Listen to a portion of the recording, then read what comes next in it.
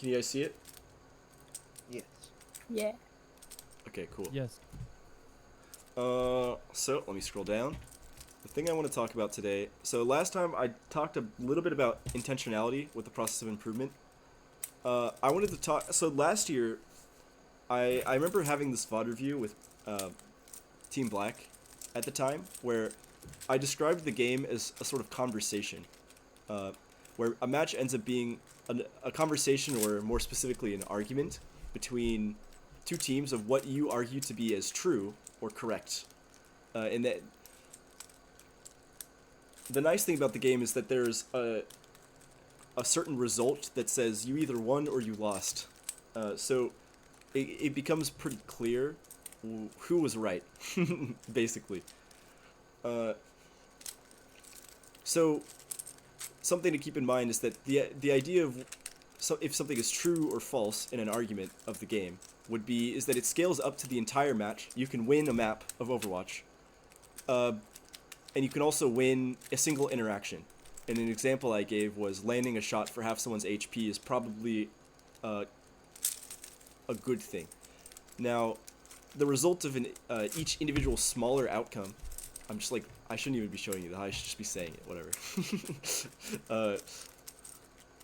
The result of each individual outcome is a lot harder to sort of identify if it's sort of true, so to speak. So, like, obviously shooting someone for half their HP is probably just good, but maybe trading a Tracer Blink for nade, I mean, that's good, but it's now you're kind of talking more abstractly, and it kind of a lot more harder to piece together. But at the same time, if you just determining the truth of did you win the game is a lot easier because there's a big screen that says defeat or victory. So if you want a way to think about interactions, resources is the big thing in this game that you're constantly trading back and forth from team to team. And if you scroll up here on this, I actually have a list of all the resources I could think of that exist within the game. Okay, I showed it for 2 seconds, but start listing off resources in this game. Anyone?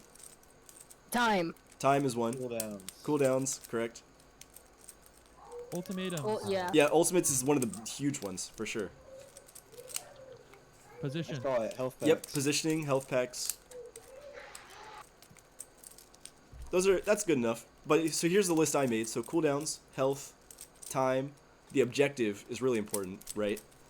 Health packs, ultimates, another huge one. Positioning, weapons, so that just means like your guns and your basic like primary fire. It's a resource, but it's a very plentiful one. We'll put it that way. Healing, it's basically same thing. Attention, who's looking at you. It's sort of more of an abstract resource, but it's still important to think about. And then information, so like the enemy team's positioning and the things that they have, the cooldowns they have, the health, right? Because it's like information is sort of that meta resource that allows you to, or maybe this just requires its own section, but information is basically keeping track of the resources for both teams. So the game like inevitably turns into trading all of these things. So like if you're a Widowmaker, your game plan's pretty simple, all things considered. You typically like trade just your gun for a headshot and getting a kill. And getting a kill could mean a team wipe, which means getting objective, buying time, right? All these things. It could be really it could snowball really quickly, right? So in line with the sort of argumentative, conversational like way to view the game, there's a lot of different ways and options that you have in the middle of a game, whether it be which position you take, or which target you select, or where you're spending your mobility cooldown to get this certain position to pressure in this certain way. You end up making a lot of small decisions and a lot of trades that will eventually like turn into the outcome of a fight win. And the better you are at the game, the better you are at figuring out where the good trades are, even when they're not just outright a kill. Like, you'll be able to recognize, oh, I can just throw this grenade, and I'll force an entire I'll force them off this entire position, which means now my team can take this position, and now that we have this position, we're slowly going to poke them down and win. Like, a more advanced player is going to be able to think about the game in that sort of term. So that's just something to keep in mind. So, as you're looking to improve, you want to be increasing your so-called vocabulary when you're looking at your gameplay, and thinking about it in this conversational way, right? Between which team says, I think this is true, I think this is true. Well, I think this is true because of this. And that's vocabulary that you build over time when you improve at the game and, like, think about the game and look at the game. And if you ever feel lost on, like, where to go to increase this vocabulary as well, the most simple answer is to watch over your own gameplay and try to articulate what was right or wrong in certain situations. And the more that you can figure out new things, the better you're going to, like, be able to recall those things later on when an actual game happens. Because, I mean, to be honest with you, this game is really complex. It's very chaotic. There's so much going on. You shouldn't expect yourself to, like, understand everything, and you shouldn't expect your teammates or anyone else to understand everything either, because there's a reason people have 10,000 hours in this game, and they're still, like, people are still learning things about the game, right? Because there's just so much.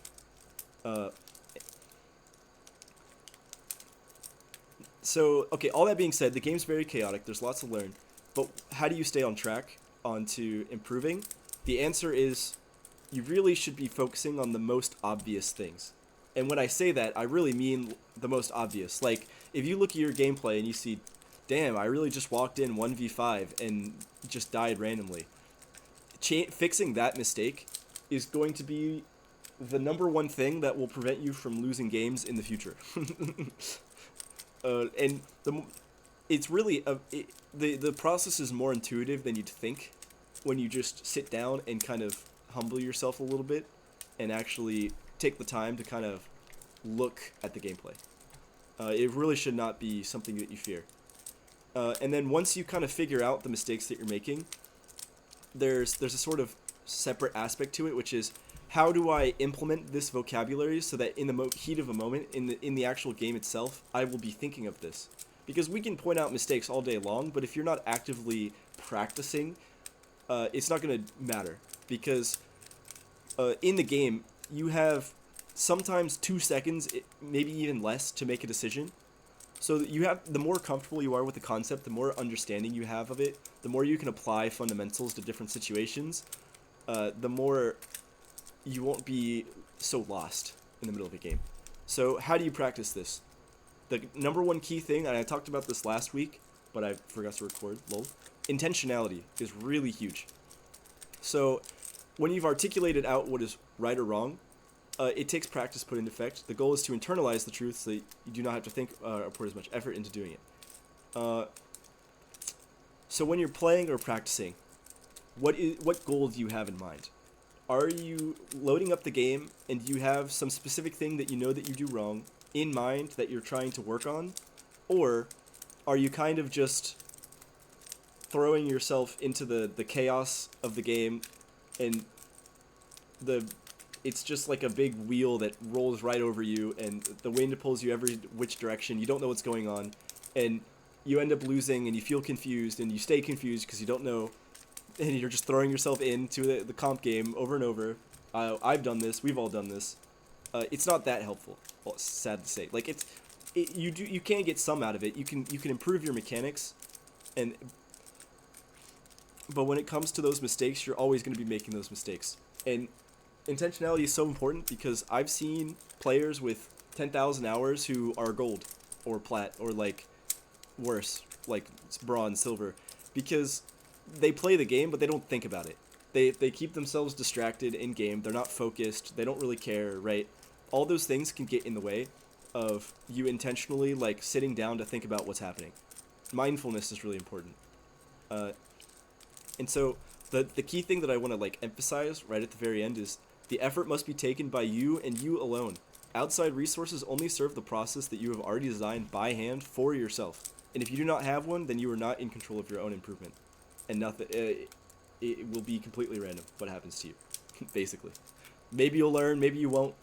Who knows? Because you're not doing anything intentionally. Any questions? Nope. Sounds cut and dry to me. Nice. Practice with purpose. Yep. If you feel lost on this at all, feel free to ask questions. This process is not easy. But I do think it is a very important one, and I think you'll find that if you can master this process, it will be useful to you far outside of the game itself, which is why I'm so passionate about it. Yeah. Always be questioning. Always, never think that you have everything figured out, even on your process itself. Try to get creative with it. Creativity is king, honestly, in situations like this. But it's like creativity and keeping it simple. Or you need a kind of a balance of the both. Oh yeah, that's it.